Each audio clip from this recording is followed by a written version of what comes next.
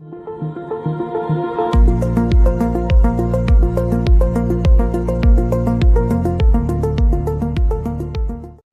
to Wake Up and Rise. I'm Edward Collins, and in this episode, we're discussing how people think and decide when conditions become unpredictable, when markets turn unstable and certainty fades. Some focus on protection, while others focus on structure and long-term positioning. That contrast is at the heart of today's conversation. We'll explore decision, making under pressure, and what separates reaction from clear judgment. Joining me is Samuel Whitmore, a well-known entrepreneur and investor with experience across multiple market cycles. Samuel, thank you for being here.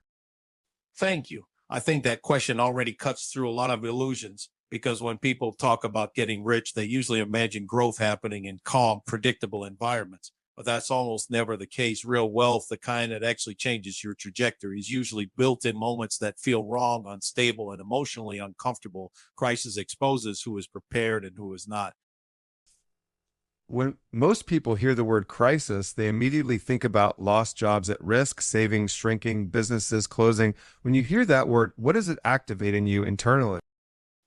The first thing is alertness, not fear. Crisis doesn't mean opportunity in a motivational poster sense. It means dislocation. Prices stop reflecting reality. Decisions become emotional instead of rational. And when that happens, probabilities change. Most people experience crisis as a signal to stop investing, stop expanding, stop taking risks. They wait for clarity, but clarity always comes after the cycle turns, never before. So if you wait until things feel safe, you've already missed the window that actually matters.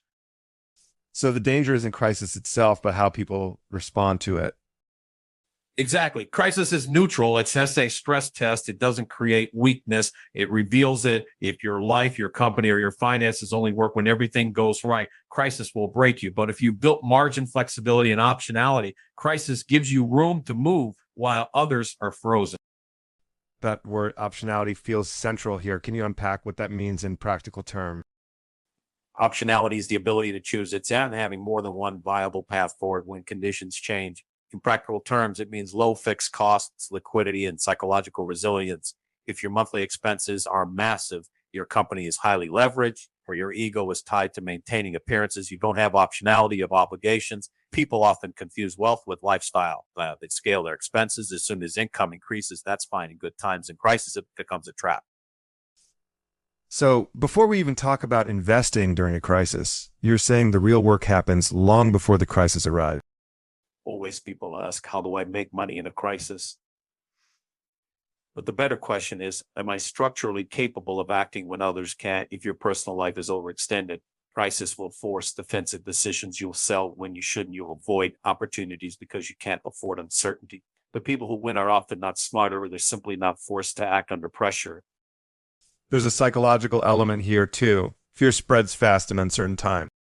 Fear is contagious, and media amplifies it. During a crisis, every headline feels urgent, dramatic, existential. That noise overwhelms reasoning. What most people don't realize is that markets don't move on news. They move on expectations. By the time fear is obvious, prices have already adjusted. The opportunity exists when sentiment is negative, but reality is not as bad as imagined. So it's less about predicting the future and more about understanding how people misprice the present. That's true. You don't need to know how everything ends. You just need to recognize when pessimism has gone too far. People who demand certainty never act early enough. The ones who accept uncertainty but understand probabilities step in while others hesitate. That's a difficult position to hold emotionally. Acting while everyone else is retreating feels almost irresponsible to many people. It feels irresponsible because humans are wired for social proof. If everyone around you is panicking, staying calm feels unnatural. But history is clear on this. The biggest reallocations of wealth happen when assets are undervalued because people want safety more than opportunity. Crisis compresses prices. It doesn't eliminate value. Is that why you often say crisis favors the prepared, not the brave? Yes, courage alone is enough. Preparation creates courage. If you built a lean structure, saved capital, and resisted lifestyle inflation, you don't need to be heroic. You just need to be rational. Crisis rewards irrationality precisely because it's scarce in those moments. There's also a moral discomfort people express when talking about getting rich during hard times. They feel it's somehow unethical. I think that's a misunderstanding of how value creation works. Investing or building during a crisis isn't exploitation, it's participation in recovery. Capital moves to where it's needed. Strong businesses survive and grow. Weak ones disappear. That's painful, but it's how systems reset. Avoiding action doesn't protect society. It just delays adjustment. The people who invest, hire, and build during crises are often the ones creating jobs and stability later. So enrichment in a crisis isn't about benefiting from suffering, but about having the capacity to act when others can't. Absolutely. Crisis doesn't reward cruelty, it rewards discipline. People who survive crises well tend to have three things: liquidity, patience, and emotional control. Without those, even good ideas fail. You've lived through multiple crises personally and professionally. Did your perception of crisis change over time? Completely early on, crisis felt like personal failure. I internalized it. I thought I did something wrong. Over time, I realized crises are systemic. They're cycles. Once you see a few of them, you stop reacting emotionally and start observing patterns. You notice how fear peaks, how narratives overshoot reality, how patience is punished short term but rewarded long term. That perspective probably changes how you sleep at night. It does. But again, that calm doesn't come from confidence alone. It comes from structure. If I lose everything tomorrow, my fixed costs are low enough that I can recover. That knowledge changes how risk feels. Risk becomes tolerable when it doesn't threaten your identity or survival. That is a powerful idea that peace comes not from certainty, but from resilience.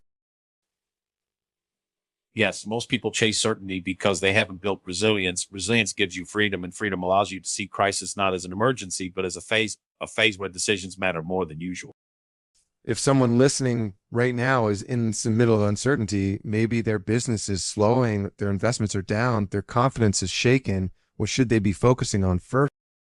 Structure before strategy. Cut unnecessary costs, preserve liquidity, reduce dependencies, get lean, don't rush into action just to feel productive. Prepare yourself so that when real opportunities appear, you're able to move. Crisis is not the time for desperation, it's the time for position. That reframes the entire conversation. Instead of asking, how do I get rich in a crisis? The real question becomes, how do I stop being fragile before the crisis forces me to learn? Absolutely. Fragility is the enemy. Once you eliminate fragility, crisis becomes asymmetric. You risk less and gain more. That's so the foundation of every meaningful wealth building story ever here. This sets a strong foundation for everything else we're going to explore. We're not talking about shortcuts or tricks, but about mindset, structure, and timing when conditions are unfavorable.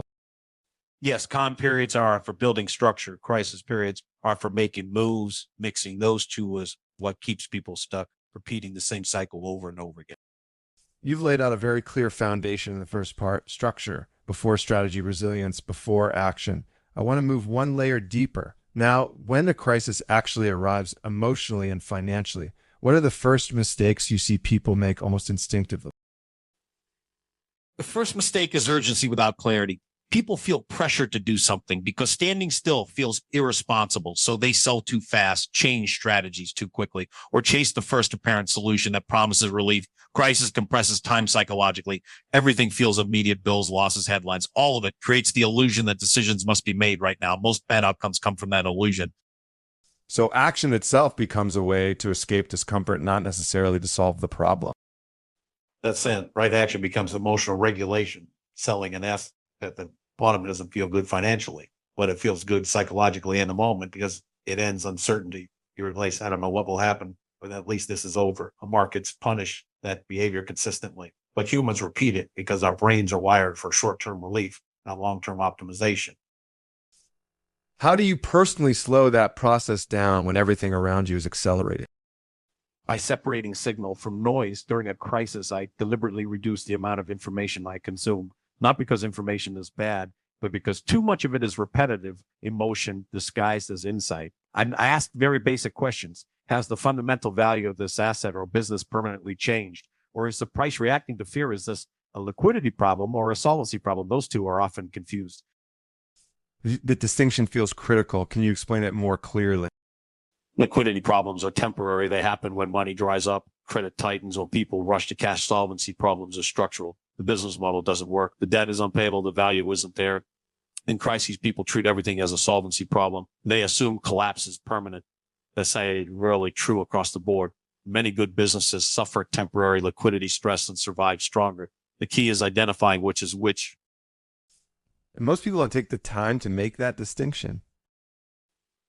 They can't because they're under pressure, or if your personal finances are stretched. Every downturn feels existential. You don't have the luxury of analysis. You need relief.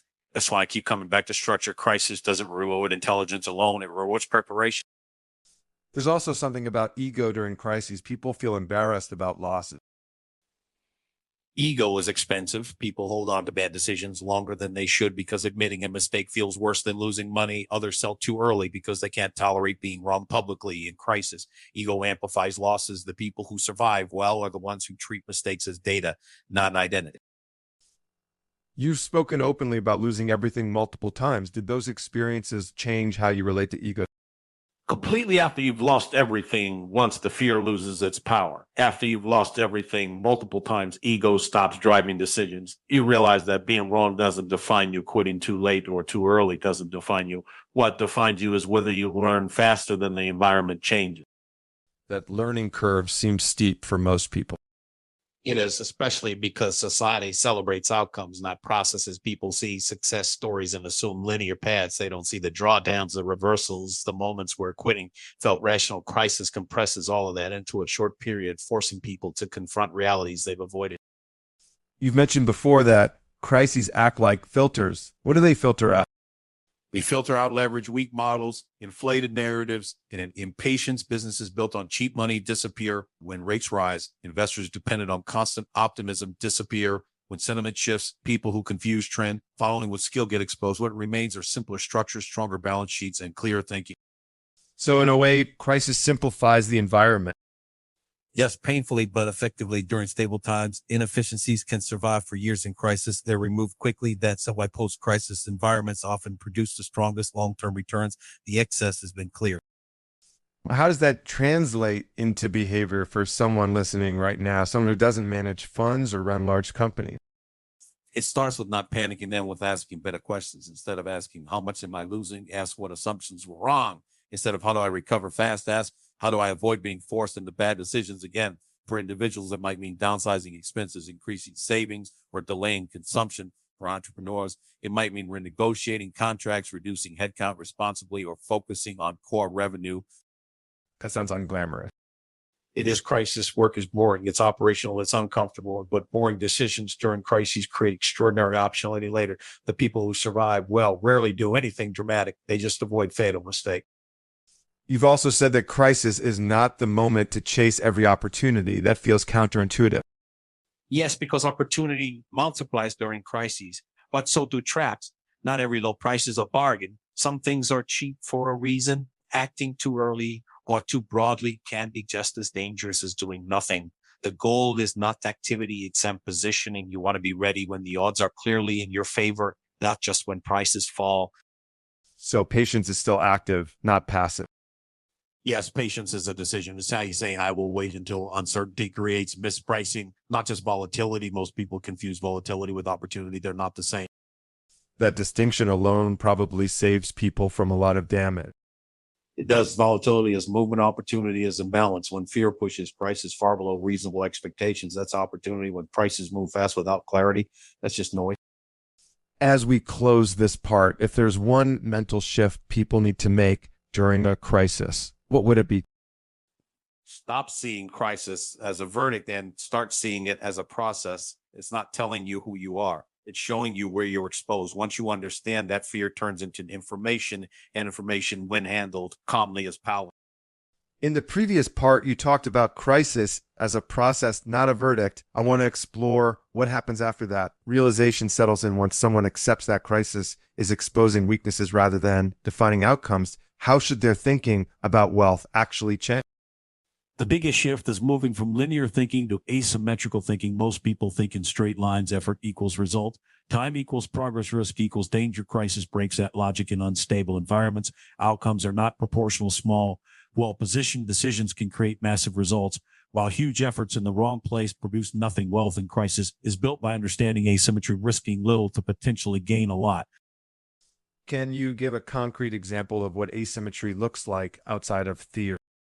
Sure. Think about someone who has liquidity during a downturn. They're not trying to win big immediately.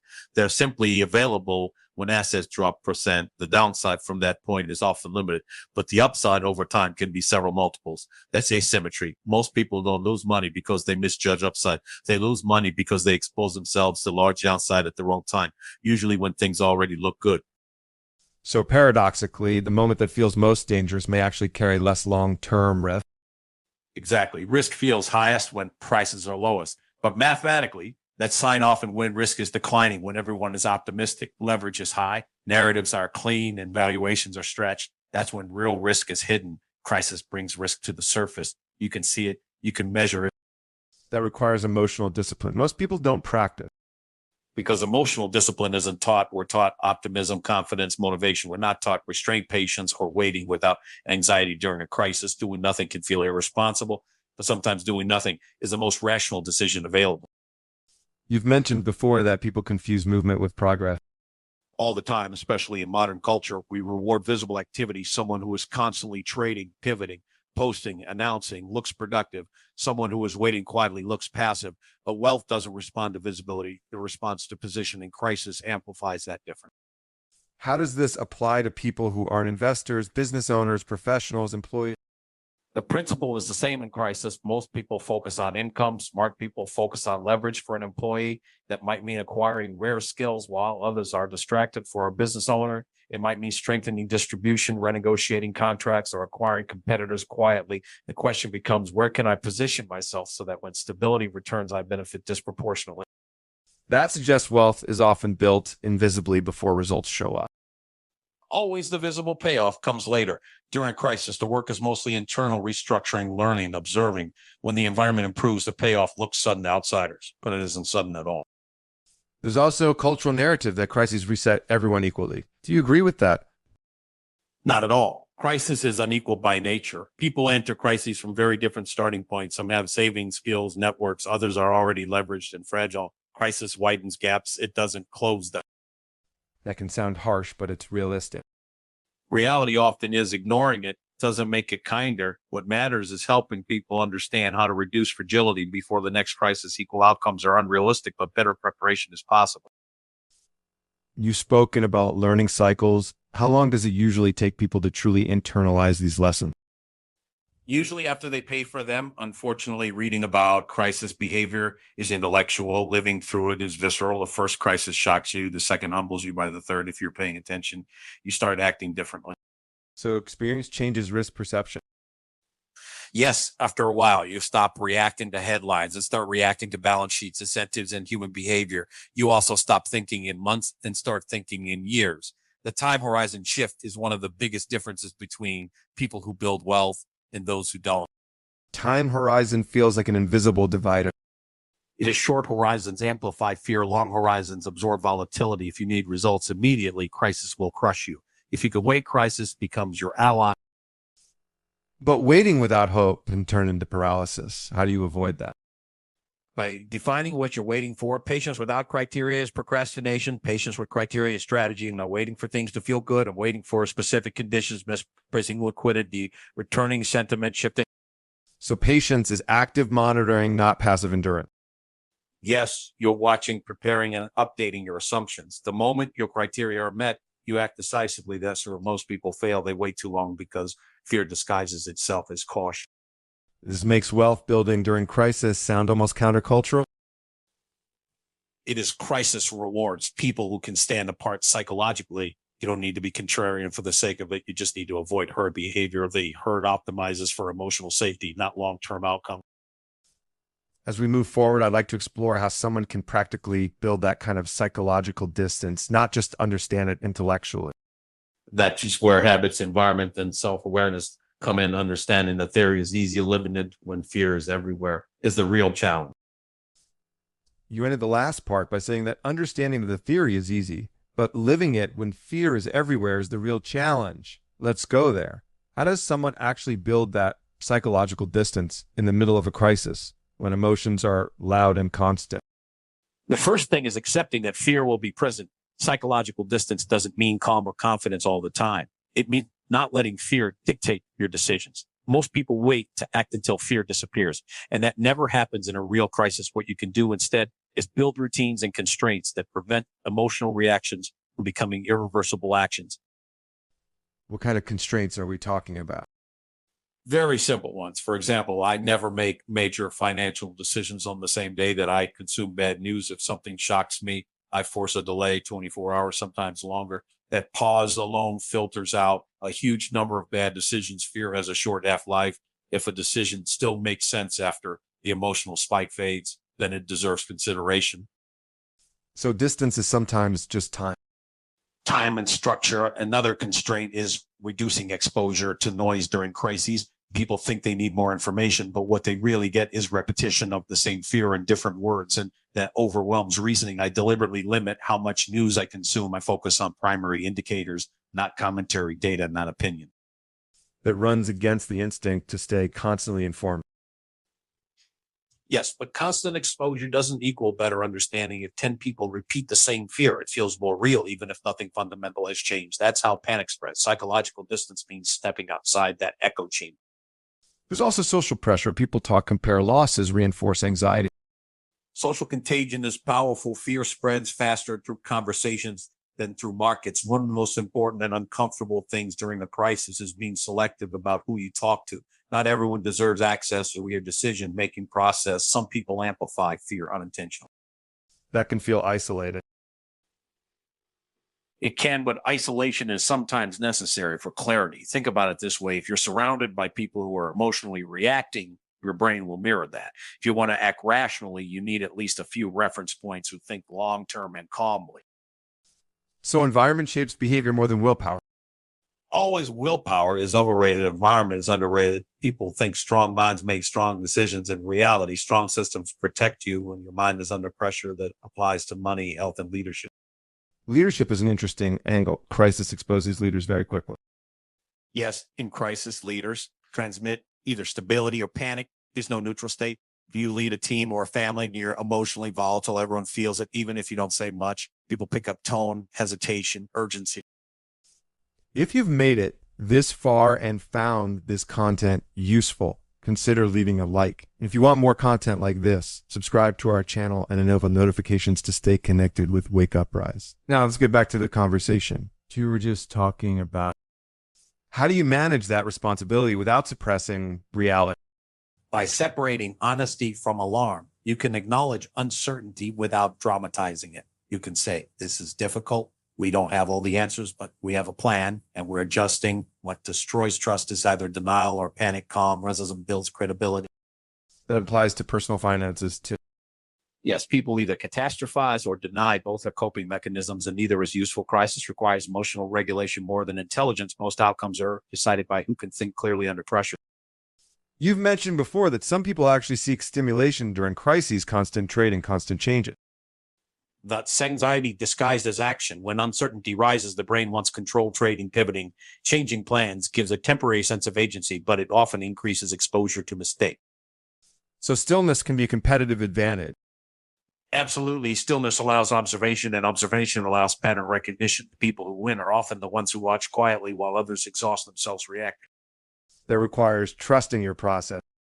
Yes, but trust doesn't come from optimism. It comes from repetition. If you build systems that work before, saving, controlling costs, avoiding leverage, you trust them more under stress. That's why preparation creates calm. What about people who didn't prepare, who enter a crisis already fragile? Then the goal changes. It's no longer about opportunity. It's about survival and rebuilding structure. That means humility, cutting back, accepting discomfort, resetting expectations. There's no shame in that. Mistake is pretending you're in a position to take risks when you're not. So crisis doesn't demand the same behavior from everyone. Right. Crisis amplifies differences. Some people should be defensive. Others can be opportunistic. Knowing which one you are is a form of intelligence. That self-assessment seems difficult when emotions are high. It is. That's why I encourage people to assess themselves in calm periods, not during storms. Ask yourself when things are stable, how much volatility can I tolerate? How much uncertainty can I afford? Those answers don't change just because the environment does. That brings us back to something you said earlier. Crisis reveals who you already were. Yes, crisis is a mirror. It doesn't turn disciplined people into reckless ones, and it doesn't turn fragile structures into strong ones. It just removes the illusions that allowed weaknesses to hide. As we move into the next part, I want to explore how this psychological distance translates into concrete decisions, when to move, when not to, and how to recognize real opportunity amid chaos. That's the critical transition. Understanding yourself is the first step. Knowing when and how to act is where theory becomes reality. Up to this point, we've talked a lot about mindset, structure, and emotional distance. Now, I want to cross that bridge. You mentioned when someone has clarity and stability, how do they recognize when it's actually time to act during a crisis? That's the hardest part, because there's no announcement. Opportunity doesn't arrive with a clear signal saying now is the moment. What you get instead are conditions that feel deeply uncomfortable. Prices look wrong.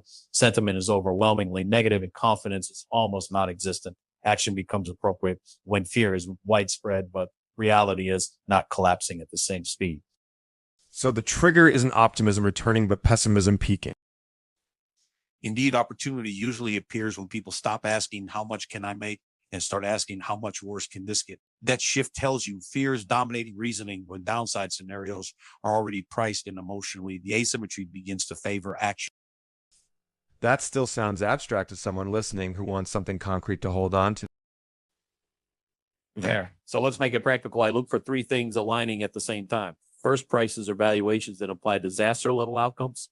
Second, businesses or assets that are still functioning operationally. And third, forced sellers, people or institutions that have to sell regardless of price. When those three converge, you're usually close to real opportunity. Forced sellers sound especially important there. Yeah, forced selling creates distortions. When someone must sell to meet obligations, margin calls, redemptions, or debt payments, price stops reflecting value. It reflects urgency. That's when rational buyers gain an edge. Most people don't think in those terms. They just see falling prices and assume something is broken. Because psychologically, falling prices feel like information. In reality, they're often emotion. The market is a voting machine in the short term and a weighing machine in the long term. Crisis is when the voting gets hysterical. How do you personally avoid acting too early? That's also another common mistake. By accepting that I don't need the bottom. Trying to catch the exact bottom is ego driven. I'd rather be roughly right than precisely wrong. I wait for confirmation. That panic is widespread, not just emerging. That usually means bad news no longer pushes prices significantly lower. That's then counterintuitive. People assume bad news should always drive prices down.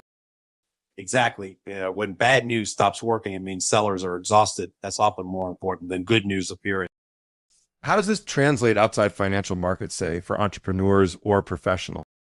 The same logic applies for entrepreneurs. Opportunity shows up when competitors are cutting back indiscriminately, when talent becomes available, when customers renegotiate rather than disappear. Acting doesn't always mean expanding aggressively. Sometimes it means quietly acquiring capabilities while others are shrinking.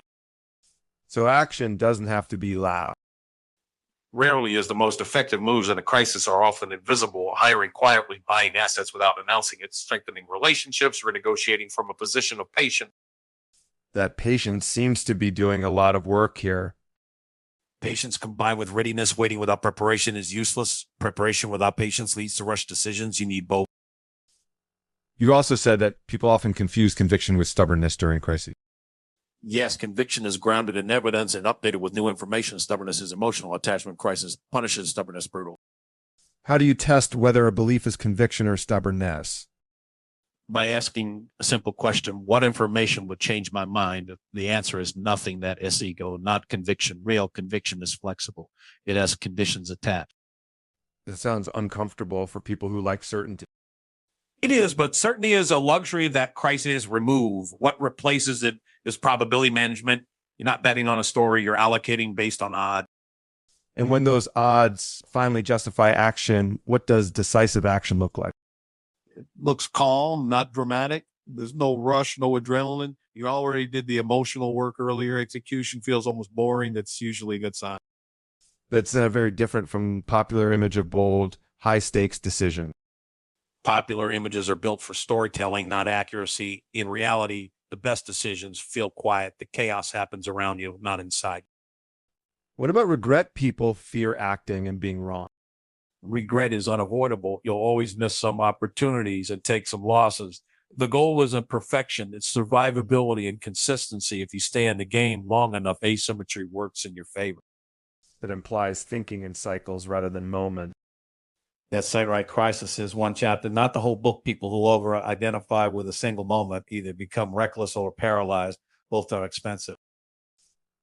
As we approach the next part, I want to shift the lens slightly. We've talked about action and timing, but not yet about identity, how crisis reshapes how people see themselves and their relationship with wealth.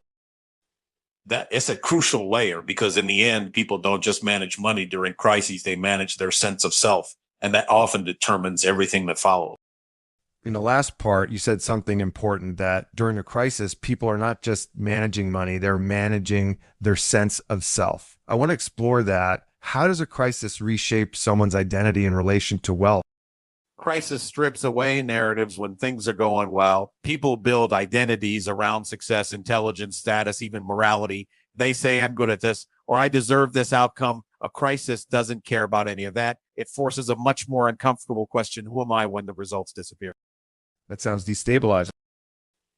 It is, and that's why many people avoid looking at it directly. Loss isn't just financial, it's symbolic. It challenges competence, judgment, and sometimes self-worth. If someone ties their identity too closely to their net worth or professional success, a crisis feels like personal erasure. And that emotional shock influences decision. Massively, people who feel their identity threatened will act to restore it, not to optimize outcomes. They'll take reckless risk to get back what they lost, or they'll withdraw completely to avoid further damage to their self-image. Both responses are driven by identity, not logic. So one of the hidden dangers of crisis is ego defense. Yes, ego wants restoration, not recovery. Recovery is slow and unglamorous. Restoration is emotional and urgent. Crisis rewards recovery, but people instinctively chase restoration. How do you personally separate your sense of self from outcomes, especially after experiencing large losses? By redefining what success means internally, I stopped measuring myself by short-term results a long time ago. Instead, I look at decision quality. Did I follow my process? Did I respect my risk limits? Did I act based on evidence rather than emotion? If the answer is yes, I can live with that outcome. That's a difficult standard to adopt. It is, because it removes the comfort of external validation. Nobody applauds good risk management when the outcome is negative. But over time, this internal standard is what allows you to survive multiple cycles without losing yourself. Many people also carry shame around financial mistakes. Shame is toxic in crises. It keeps people silent, isolated, and defensive. They hide losses, avoid conversations, and miss opportunities to learn or restructure. The irony is that almost everyone makes financial mistakes. The difference is who integrates them and who buries them. That integration seems key. Yes, mistakes only become destructive when they're fused with identity. When someone says, I failed, and said this failed, they stop seeing clearly. Crisis demands separation. You are not your portfolio, your business, or your balance sheet. That perspective probably changes how you view wealth itself. Completely, wealth stops being a scoreboard and becomes a tool, a buffer, a way to buy time and optionality. When wealth is a scoreboard, crisis feels humiliating. When wealth is a tool, crisis becomes a problem to solve. How does this shift show up in behavior? People with healthy separation ask better questions. Instead of how do I look, they ask what actually works now. Instead of how do I recover my status, they ask how do I stabilize my system. Those questions lead to very different action. Does this apply equally to people at different income levels? Absolutely. Identity issues are not proportional to wealth. I've seen people with very little money be extremely grounded and people with enormous resources be completely destabilized by losses. Identity fragility doesn't scale linearly. That's an important distinction. It is because it shows that resilience is internal before it's financial. Money amplifies what's already there. A crisis reveals it. For someone listening who realizes they've tied too much of their self-worth to financial outcomes, where should they start untangling that? By redefining their role in the process. You're not the outcome. You're the decision maker. Focus on building a process you respect over time. That process produces results, but more importantly, it preserves your integrity under pressure. That integrity seems to be a recurring theme. Because without it, people don't just lose money, they lose confidence, clarity, and sometimes their ability to act rationally in the future. Crisis can make you smaller or more grounded. The difference is whether you let it redefine you or refine you. As we move into the next part, I want to connect this internal shift to something very concrete, long-term wealth, how these identity changes compound over years, not just through a single crisis. That's where the real transformation happens. Crisis is temporary, but the habits and identities it shapes tend to last much longer. In the last part, you said that crisis is temporary, but the habits and identities it shapes tend to last. I want to focus on that long arc. Now, how do these internal shifts actually compound into long-term wealth over years, not just through one crisis? Long-term wealth is rarely the result of a single brilliant decision. It's not the accumulation of behaviors that survive multiple cycles. Crisis accelerates learning people to emerge with stronger habits, better risk control, clearer thinking, healthier identity separation. Carry those advantages forward into every future environment over time. That compounds far more reliably than any short-term gain. So wealth becomes less about timing, one event, and more about who you become after it. That's not right after a crisis. People tend to fall into two groups. One group becomes more cautious in a constructive way. They understand risk, respect leverage, and think in longer horizons. The other group becomes either permanently fearful or permanently reckless. Only the first group compound. What differentiates those two groups? Reflection, the people who grow ask, what did this teach me about myself? The ones who stagnate ask, how do I avoid feeling this again? Avoidance creates fragility. Reflection creates robustness. How does that robustness show up practically over time? In patience, mainly people who've internalized crisis stop chasing every opportunity. They're comfortable waiting, that overextending good times because they remember how fast conditions can change. That restraint protects capital. Protected capital has time to compound. That patience seems rare in a culture obsessed with speed. It is, and that's why it's valuable. Speed looks impressive, but consistency builds wealth. People who move fast without reflection often reset their progress every cycle. People who move deliberately keep stacking small advantages. You've talked before about survivorship as an underrated factor. Survival is everything. You don't need to win big early. You need to stay solvent, relevant, and mentally intact long enough for compounding to work. Most fortunes are built by people who avoided catastrophic mistakes, not by people who took extreme bets. That reframes ambition in an interesting way. Ambition doesn't disappear. It matures early. Ambition says, I want to get rich fast. Mature ambition says, I want to build something that survives crisis, is often what forces that maturation. How does this apply to people building careers rather than portfolio? In exactly the same way, careers compound through reputation, skill, depth, and trust. People who respond well to crisis, who stay calm, adapt, and take responsibility tend to become reference points later. Opportunities find them because they've proven resilient under pressure. So reputation itself compounds.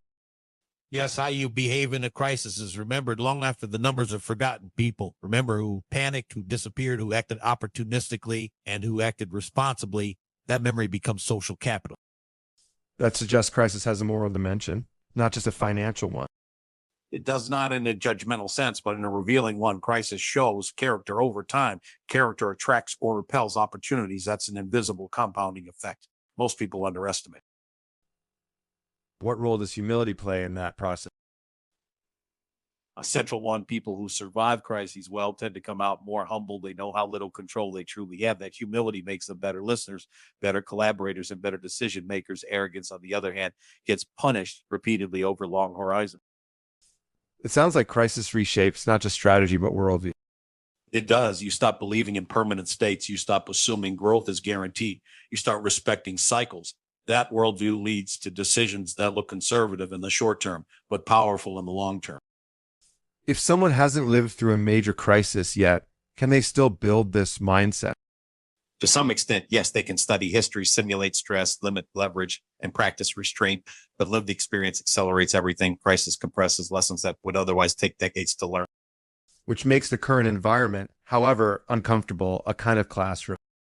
Exactly. It sets an expensive classroom, but a powerful one. People who treat it as punishment come out diminished. People who treat it as education come out sharper. As we move toward the final part, I want to step back one last time. If someone listens to this entire conversation, what should they ultimately take away about wealth and crisis? That crisis doesn't create winners and losers randomly. It amplifies habit structures and identities that were already there. And over time, those amplified traits are what build or destroy wealth. In the last part, you said that crisis amplifies habit structures and identities that were already there. I'd like to close by bringing this back to the individual listening right now. If someone is facing uncertainty today, not as a theory, but as lived experience, how should they orient themselves moving forward? They should start by zooming out. Crisis feels overwhelming because it collapses perspective. Everything feels immediate and personal. The first move is to remember that this moment is part of a longer cycle, not the definition of their life or their worth. Once that settles, the question shifts from how do I escape this to how do I use this to build something more resilient. And That sounds like a reframing from reaction to intention. Yes, reaction is about relief. Intention is about direction. Relief seeks to end discomfort quickly. Direction accepts discomfort in service of something larger. People who build wealth during and after crises choose direction, even when it's slower and harder emotionally. If you had to distill everything we discussed into a few guiding principles, what would they be? first, protect your structure. Keep fixed costs low, preserve liquidity, and avoid commitments that remove your freedom to choose. Second, separate identity from outcomes. You're the decision maker, not the result. Third, respect cycles. Good times are not permanent and bad times are not terminal. Finally, cultivate patience. Compounding only works if you stay in the game. Those principles sound simple, but not easy. They're simple because complexity doesn't survive stress and crisis. Elaborate strategies break down what remains our fundamentals. People often search for sophisticated answers when what they need is discipline, repetition of basic behavior. You've been very clear that crisis is not a shortcut to wealth. Yes, anyone promising shortcuts in a crisis is selling fantasy. Crisis doesn't compress effort, it compresses consequences. Good decisions matter more, bad decisions hurt more. That intensity is what creates divergence over time. So enrichment during crisis is really about alignment. Alignment between who you are, how you live, and how you decide when those are aligned. Crisis becomes navigable when they're not. Crisis exposes the gaps painfully. Is there anything you think people consistently underestimate about these periods? How long the benefits last, the discipline you build, the humility you acquire, the patience you learn, those don't disappear. When conditions improve, they keep paying dividends long after the headlines move on.